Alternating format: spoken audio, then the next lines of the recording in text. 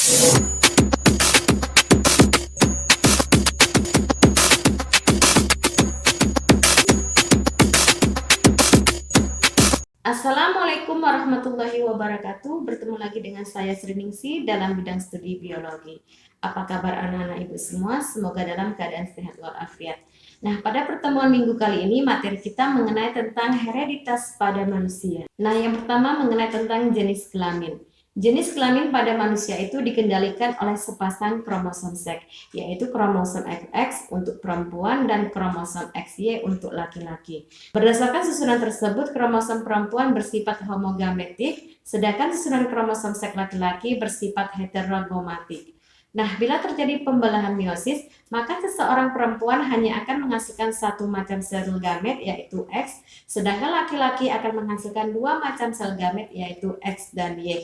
Nah, perhatikan skema berikut ini. Nah, dari skema tersebut nampak jelas bahwa yang menentukan jenis kelamin anak adalah ayah, sebab ibu hanya menghasilkan satu macam kromosom seks, sedangkan ayah menghasilkan dua macam kromosom seks. Seorang ibu akan memberikan jenis kromosom seks yang sama baik kepada anak laki-laki maupun anak perempuan, sedangkan ayah akan memberikan kromosom X kepada anak perempuan dan kromosom Y kepada anak laki-laki. Nah, kemudian yang kedua mengenai tentang sistem golongan darah. Sistem golongan darah itu dibedakan menjadi tiga, yaitu golongan darah ABO, darah MN, dan sistem resus. Nah, yang pertama sistem golongan darah ABO. Nah, golongan darah ABO pertama kali diteliti oleh Karl Leftener pada tahun 1901.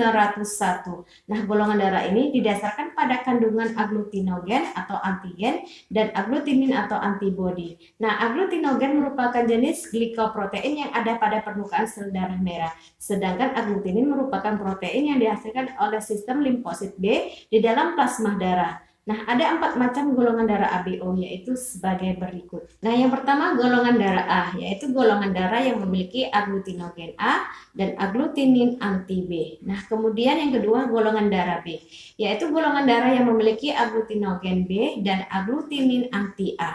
Nah, kemudian golongan darah AB, yaitu golongan darah yang memiliki agglutinogen A dan B tetapi tidak memiliki agglutinin anti A dan anti B. Nah, kemudian golongan darah O, yaitu golongan darah yang tidak memiliki agglutinogen A dan B, tetapi memiliki agglutinin anti A dan anti B. Golongan darah ABO merupakan golongan darah yang sudah umum kamu kenal. Ternyata golongan darah ini juga bersifat menurun. Nah, golongan darah ABO dikendalikan oleh alel ganda IA, IB, dan IO. Maksud alel ganda di sini adalah keberadaan golongan darah ABO disusun oleh dua alel sekaligus, misalnya seperti berikut. Nah, yang pertama genotip dari golongan darah A, yaitu IA-IA untuk homozigot dan IA-IO untuk heterozigot. Nah, kemudian genotip dari golongan darah B, yaitu IB-IB untuk homozigot dan IB-IO untuk heterozigot. Nah, kemudian genotip dari golongan darah AB, yaitu IA dan IB. Nah, kemudian genotip dari golongan darah O, yaitu IO-IO. Nah, kemudian golongan darah sistem MN. Golongan darah sistem MN didasarkan pada ada tidaknya glikoforin A, yaitu glikoforin yang terdapat dalam membran sel darah merah. Terdapat dua jenis glikoforin, yaitu glikoforin N dan glikoforin M. Nah, jika disuntikan ke dalam golongan darah lainnya, antigen ini tidak akan membentuk antibodi. Nah, reaksi baru akan muncul saat antigen disuntikan ke dalam tubuh kelinci, karena tubuh kelinci itu akan membentuk anti-M dan anti-N. Nah, golongan darah MN ini dibagi menjadi 3 kelompok, yaitu yang pertama golongan darah M, yaitu golongan darah yang akan membentuk penggumpalan jika disuntik serum anti-M. Nah, kemudian golongan darah N, yaitu golongan darah yang akan membentuk penggumpalan jika disuntik serum anti-N. Nah, kemudian golongan darah MN, yaitu golongan darah yang akan membentuk penggumpalan jika disuntik serum anti-M dan anti-N. Nah, setelah ditemukannya antigen A dan B pada golongan darah ABO dan faktor resus pada resus positif negatif, ternyata ada antigen lagi di membran eritrosit. Antigen ini bernama antigen M dan yang dikenal dengan sistem golongan darah M, N, dan MN. Nah, kalau di sistem ABO alelnya menggunakan lambang I, pada sistem MN digunakan lambang L. Nah, jadi jika eritrositnya memiliki alel LM, golongan darahnya M. Nah, kalau eritrositnya memiliki alel LN, golongan darahnya N. Nah, kalau eritrositnya memiliki alel LM dan LN, maka golongan darahnya MN. Nah, uniknya melalui cara menentukan golongan darah pada sistem MN ini, plasma darah nggak akan memproduksi antibodi. Jadi walaupun punya golongan darah yang berbeda, transfusi bisa tetap dilakukan. Tapi tetap sebelum transfusi harus memperhatikan dua sistem lainnya, yaitu sistem ABO dan sistem resus. Nah, sistem MN ini biasanya digunakan untuk menentukan keturunan seseorang. Misalnya, ada dua bayi yang tertukar di rumah sakit dengan golongan darah dan resus yang sama. Maka cara untuk mengetahui siapa orang tua masing-masing bayi tersebut adalah dengan menggunakan sistem MN. Nah, kemudian sistem resus. Sistem resus adalah pembagian golongan darah berdasarkan faktor resus alias antigen lain yang ada di eritrosit. Orang yang punya faktor resus ini digolongkan ke dalam kelompok orang dengan resus positif. Resus positif memiliki sifat dominan alias memiliki genotip R besar dan H kecil. Sementara orang yang tidak punya faktor resus digolongkan ke dalam kelompok orang dengan resus negatif. Nah, resus negatif ini memiliki sifat resesif dengan genotip R kecil dan H kecil. Nah, orang dengan resus positif hanya bisa menerima darah yang sama daripada pendonor resus positif juga. Nah, demikian sebaliknya dengan orang dengan resus negatif, hanya bisa menerima darah dari pendonor resus negatif juga. Nah, kalau resusnya berbeda akan terjadi pembekuan darah karena antigennya bakal melawan darah yang bukan jenisnya. Nah, yang ketiga adalah cacat dan penyakit menurun. Penyakit menurun atau cacat yang diwariskan mempunyai ciri-ciri. Yang pertama, tidak dapat menular. Kemudian tidak dapat disembuhkan, dapat dihindarkan, kemudian umumnya dikendalikan oleh gen resesif. Nah, karena penyakit menurun umumnya bersifat resesif, maka hanya muncul pada orang yang homozigot resesif. Sedangkan orang yang heterozigot akan bersifat normal karir. Nah, cacat atau penyakit menurun pada manusia ada yang diwariskan melalui autosom dan ada pula yang diwariskan melalui kromosom seks. Cacat dan penyakit menurun yang tidak terpaut seks. Nah, yang pertama adalah albino. Albino adalah penyakit menurun di mana pada kulit manusia itu tidak mempunyai pigmen berwarna kulit. Kata itu berasal dari bahasa Yunani albus yang berarti putih. Nah, seseorang yang albino mempunyai mata berwarna merah jambu dan ini disebabkan karena darah yang merah tampak mengalir di retina mata. Nah, mata albino itu sangat peka terhadap cahaya. Jadi orang albino yang demikian selalu menjaga agar kelopak matanya setengah tertutup dengan selalu berkedip. Nah, rambut albino putih dan seluruh tubuhnya. Nah, bahkan jaringan di dalam tubuhnya seperti otak dan saraf tulang belakang berwarna putih. Nah, sifat albino di bawah faktor resesif yang terdapat dalam kromosom tubuh atau autosom. Sifat albino dapat muncul pada anak yang bapak dan ibunya normal heterozigot atau salah satu orang tuanya albino, sedangkan yang lainnya heterozigot. Nah, lebih jelasnya mengenai penurunan sifat cacat albino, perhatikan contoh soal berikut. Gen A besar adalah gen yang mengatur pigmentasi kulit. Adapun gen A kecil merupakan alelnya, yakni gen yang tidak menyebabkan pigmentasi kulit. Nah, jika seseorang albino menikah dengan orang normal homozigot, bagaimana keturunannya? Lalu, jika keturunan tersebut menikah dengan orang albino, maka bagaimana keturunan selanjutnya? Nah, jawabannya parental P1, genotip A kecil, resesif disilangkan dengan A besar dominan. Nah, fenotip untuk A kecil adalah albino, kemudian A besar adalah normal. Kemudian kita cari gametnya.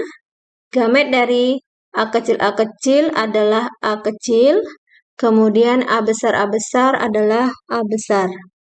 Nah, kemudian kita cari filialnya atau F1-nya. A kecil disilangkan dengan A besar, maka hasilnya A besar A kecil. Untuk genotipnya A besar A kecil, untuk fenotipnya adalah normal karier. Jadi 100% di sini untuk keturunan pertamanya adalah normal karier. Nah, jika F1 menikah dengan orang albino, maka akan didapat parentalnya A besar A kecil disilangkan dengan A kecil, yang mana A besar A kecil itu fenotipnya adalah normal karir dan disilangkan dengan A kecil, fenotipnya adalah albino. Nah, kemudian kita akan dapat gametnya dari A besar A kecil adalah A besar dan A kecil, kemudian dari A kecil, gametnya adalah A kecil. Nah, kemudian akan didapat filialnya adalah A besar A kecil sama dengan normal karir. Kemudian A kecil adalah albino. Nah, jadi di sini untuk fenotip normal karir ada 50%, dan untuk albino 50%. Nah, yang kedua, gangguan mental. Yang termasuk gangguan mental adalah imbisil idiot. Nah, sifat menurun dikendalikan oleh gen resesif tidak terpaut seks. Orang yang mengalami gangguan mental antara lain itu mempunyai ciri-ciri menunjukkan gejala kebodohan, reaksi refleksi lamban, kemudian rambut dan kulitnya kekurangan pigmen, umumnya tidak berumur panjang, kemudian jarang mempunyai keturunan. Kemudian bila urinnya diberi larutan peroksida 5%, akan menghasilkan warna hijau kebiruan. Nah, kemudian brachydactyly atau jari-jari pendek. Penderita brachydactyly mempunyai jari-jari yang pendek karena tulang phalanges atau ruas jarinya pendek. Nah, hal ini disebabkan oleh gen dominan. Nah, apabila gen-gen ini berada dalam keadaan homozigot dominan, akan menyebabkan kematian. Nah, dalam keadaan heterozigot akan menderita brachydactyly. Nah, sedangkan dalam keadaan homozigot resesif maka akan normal. Nah, kemudian polydactyly. Polydactyly itu merupakan kelainan berupa kelebihan jumlah jari tangan dan kaki. Nah, kelainan atau cacat ini bersifat menurun. Kelainan ini diwariskan oleh gen autosom dominan P besar. Nah, sedangkan gen P kecil mewariskan sifat normal.